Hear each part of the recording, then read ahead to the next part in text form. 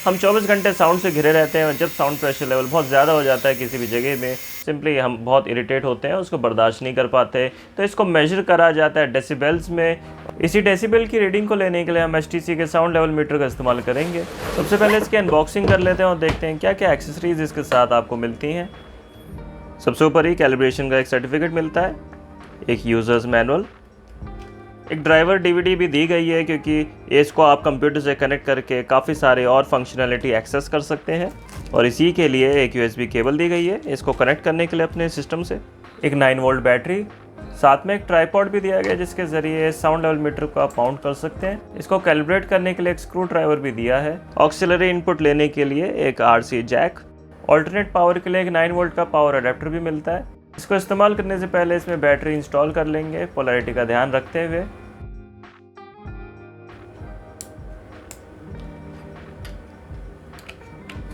Metre को power on कर लेंगे, पावर के बटन को होल्ड करेंगे तो ऑन हो जाएगा। ये वाला बटन इसकी स्क्रीन की LED के लिए है। डेसिबल A और C के बीच में शिफ्ट करने के लिए इस बटन को आप दबाएंगे तो देख सकते हैं ये लिख के आ जाता है इस पर कि किस तरीके से इस वक्त ये मेजरमेंट ले रहा है। अब इन दोनों ही मेजरमेंट्स में फ़र्क रहता है कि डेसिबल A को हम मानते हैं कि थोड़ा सा ज़्यादा रियलिस्टिक रहता है हमारे हियरिंग के हिसाब से।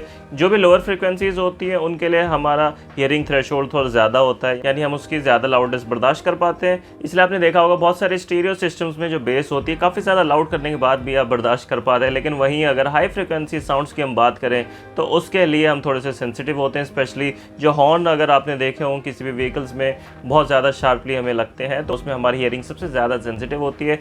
वहीं अगर डेसिबल C की बात करें तो इसमें चाहे लोअर फ्रिक्वेंसीज हो या अपर हो, इसमें बराबर वेटेज दी जाती है। तो इसमें देखेंगे आप कई बार कि डेसिबल्स की जो रीडिंग है थोड़ी सी ज़्यादा आपको देखने को मिलती है।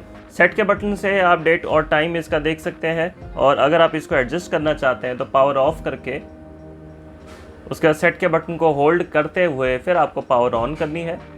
अब आप देख सकते हैं इसमें जो डेट आ रही है ये ब्लिंक कर रही है। ऊपर और नीचे के बटन्स के ज़रिए इसको आप चेंज कर सकते हैं। ये ईयर है, ये मंथ है और ये डेट है। ऐसी टाइम भी इसी तरीके से आप एडजस्ट कर सकते हैं। डेट और टाइम को सेव करने के लिए होल्ड के बटन को दबाएं। इसमें रीडिंग लेने के लिए 2 मोड्स हैं, एक फास्ट है एक स्लो है। स्लो में ये थोड़ा देर में अपडेट करता है, 1 सेकंड में एक ही बार सैंपल लेता है, और फास्ट में ये मल्टीपल सैम्पलिंग कर लेता है 1 सेकंड में। मेजरमेंट को होल्ड करने के लिए होल्ड के बटन का आप दबा सकते हैं। ऐसे इसके डिस्प्ले पे आपको रेंज देखने को मिल रही होगी। अभी 30 से लेकर 130 डेसिबल्स के बीच में आ रही है, 30 से 80, 50 से 100। तो ये जो लेवल का बटन है इसके ज़रिए आप स्विच कर सकते हैं, अलग अलग रेंज इसमें देख सकते हैं, अपने हिसाब से सेट कर सकते हैं। ऐसी मिनिमम और मैक्सिमम के बटन को दबा के आप ये देख सकते हैं कि कितनी मिनिमम रीडिंग अभी पिछले कुछ समय में इसने ली है और कितनी मैक्सिमम ली है। मीटर के लेफ्ट साइड पे भी कुछ पोर्ट्स आपको देखने को मिलेंगे। कैलिब्रेशन के लिए एक स्क्रू दिया गया है जिसको एक स्क्रू ड्राइवर की मदद से आप थोड़ा सा स्क्रू या अनस्क्रू करते हैं एडजस्टमेंट करने के लिए। ये कंपनी करती है, आपको खुद से नहीं करना है। ऐसी ऑडियो की जो आउटपुट देगा RC जैक को कनेक्ट करने के लिए ये पोर्ट दिया है।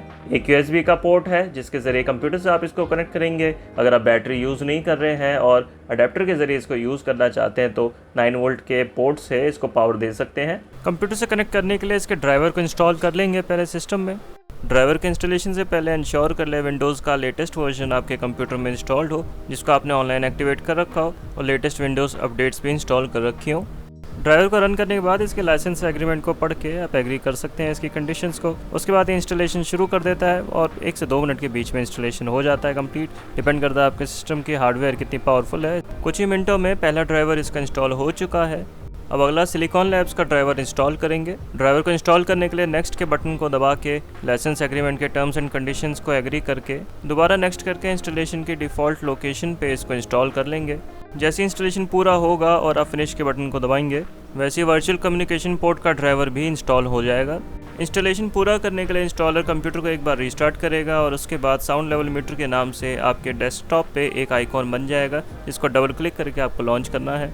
और यही सॉफ्टवेयर बहुत सी एक्स्ट्रा फंक्शनैलिटी आपको देगी जिसके ज़रिए आप कंप्यूटर से साउंड लेवल मीटर को कनेक्ट करके डेटा लॉगिंग कर सकते हैं।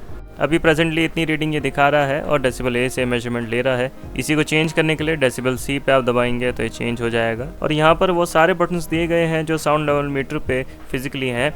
जैसे ये LED ऑन ऑफ करने के लिए है, ये A और C के बीच में स्विच करने के लिए है, ये स्लो और फास्ट की रीडिंग लेने के लिए है, ऐसे ही थ्रेशोल्ड लेवल को एडजस्ट करने के लिए होता है। इसकी मेमोरी क्लियर करने के लिए यहाँ क्लियर का बटन दिया है। इसमें एक ग्राफ भी देखने को आपको मिलता है, जिसमें अगर आप रीडिंग्स लेना चाहते हैं तो स्टार्ट दबाएंगे तो देख सकते हैं कि ग्राफ पे प्लॉट करने लग गया है जो भी डेसिबल्स की रीडिंग्स ये अभी ले रहा है। सैम्पल रेट आप देख सकते हैं यहाँ पर कि 1 सेकंड में कितनी बार सैम्पलिंग ये करेगा। अब मान लीजिए 1 सेकंड में अगर 2 बार आप इसको करना चाहते हैं तो यहाँ पर 2.0 सेलेक्ट कर सकते हैं। डेसिबल का कर्व ए वेटेड या सी वेटेड के हिसाब से एडजस्ट कर सकते हैं।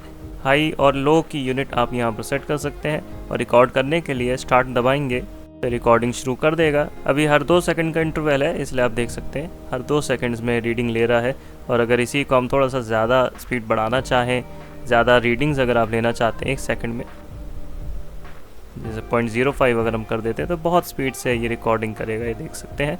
और किसी पुराने ग्राफ को अगर आप ओपन करना चाहते हैं तो वो भी कर सकते हैं, ये देख सकते हैं।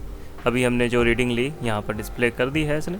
इस ग्राफ को आप और नज़दीक से भी देख सकते हैं। यहाँ पर आपको और बटन्स दिए गए हैं, जैसे राइट क्लिक अगर आप करते हैं ग्राफ का आप कलर चेंज कर सकते हैं, स्टाइल भी अपने हिसाब से चेंज कर सकते हैं, किस तरीके से आपको कंफर्टेबल है इस तरीके से आप देख सकते हैं। एक्स और वाई के स्केल को स्विच भी कर सकते हैं, डेटा को एक्सेल शीट में एक्सपोर्ट भी कर सकते हैं। बाकी जूम करने के लिए इस तरीके से काम करता है। तो अगर आपको जूम आउट करना है, यहाँ पर आपको जूम आउट का ये आइकॉन सेलेक्ट करना पड़ेगा, तब जाके ये ऐसे जूम आउट कर जाता है। इससे पहले हमने जूम इन सेलेक्ट करा था। एक्स एक्सिस पे जूम करने के लिए ये वाला आइकॉन आपको सेलेक्ट करना है और वाई एक्सिस पे जूम करने के लिए ये वाला। और जैसे ग्राफ के ऊपर आप कर्सर को ड्रैग करेंगे वैसे ही ये जूम कर देता है। इस वाले आइकॉन को सेलेक्ट करने के बाद जब आप ग्राफ पे एक पर्टिकुलर सेगमेंट को इस तरीके से सेलेक्ट करेंगे तो ये पूरी स्क्रीन पे इसको डिस्प्ले करने लगता है। अब मार्केट में बहुत तरीके के साउंड लेवल मीटर्स आपको देखने को मिलते हैं, लेकिन बहुत सी फंक्शनलिटी ये आपको एक्स्ट्रा दे देता है, जिसकी वजह से इसका प्राइस थोड़ा सा जस्टिफाई रहता है। इसी डिवाइस की मदद से बहुत सी मेजरमेंट्स ली जाती है। पुलिस इसी साउंड लेवल मीटर्स के जरिए पता लगाती है कि आपने कोई भी मॉडिफिकेशन कर रखा है एग्जॉस्ट में कि नहीं। तो बहुत सारी जगह जहाँ हैवी मशीनरीज लगी होती है वहाँ भी साउंड लेवल चेक करा जाता है, क्योंकि जब इंसान बहुत ही ज़्यादा नॉइसी एनवायरनमेंट में रहता है तो उसकी सेहत पे बहुत ज़्यादा असर पड़ता है। इस प्रोडक्ट की कीमत जानने या इसे खरीदने के लिए वीडियो के डिस्क्रिप्शन में दिए गए लिंक्स पे जाके आप चेक कर सकते हैं। मुझे उम्मीद है वीडियो आपको पसंद आई होगी। अगर आपके कोई भी सवाल इससे जुड़े हुए तो कमेंट्स में ज़रूर पूछ सकते हैं मुझसे।